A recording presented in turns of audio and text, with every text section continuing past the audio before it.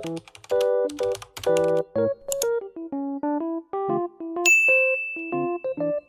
everyone! Today I'll show you yung behind the scenes ng aking part-time job. Our service van is all set and packed. Now, from Bulacan, we're off to Manila for an event. We'll be doing backdrop, lights and sound setup today. So from here, iaakit namin siya doon sa may event place. Sobrang lawak sa loob ng event place na to, and good thing na maganda at malinis naman inside. The challenging part lang talaga is yung pag-aakyat ng gamit from parking lot papasok sa loob.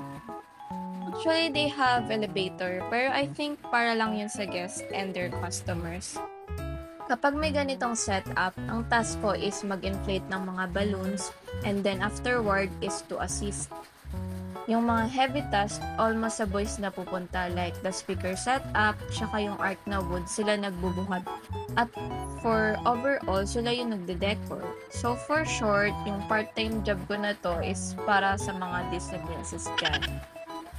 And funny thing about me, kapag kasama nila ako, yung outfit ko parang magi-guest lang talaga sa event. Yung owner ng business na to is tito ko talaga and sa wife niya. Siya rin yung pinaka-stylist and gumagawa ng props and all.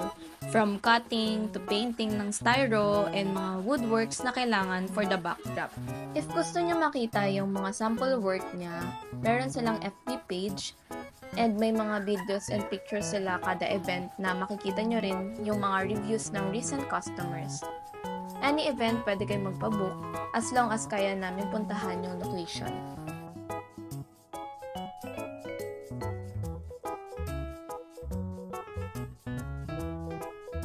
Minsan, pag sobrang daming props na need gawin, nag-extra na rin ako mag-paint, kagaya niyang nakikita niyong mga flower.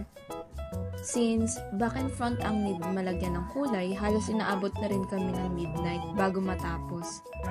Hindi ko rin pa kasi masyadong gamay ang pagpipaint ng maramihan.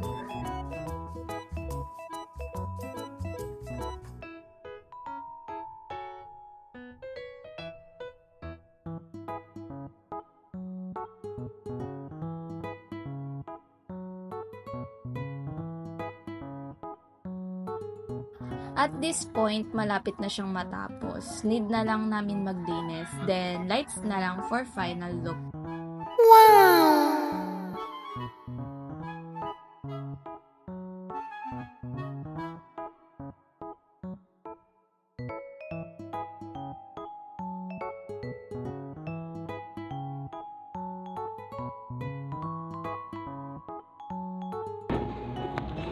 Hi guys, so we're here at the venue at nasa CR. And yung event is malapit na mag-start. So yan, haggard na ako. Kahit aircon sa loob, pinagpapawisan nga ang Disney Princess, kaya nga nagpalit na ng brand shirt ng AR Design. Until matapos yung event, need namin na magstay sa place since may lights and sound kami. Kapag backdrop lang ang setup namin, nakakapaglibot kami, tapos tsaka kami babalik sa estimated end time ng event para magligpit. Benefits nga rin namin as staff ay libre minsan ng food namin at pwede rin kami magpakuha sa mga photo booth. Dahil bago naman mag-start ay ini-inform naman kami ng aming mga customers.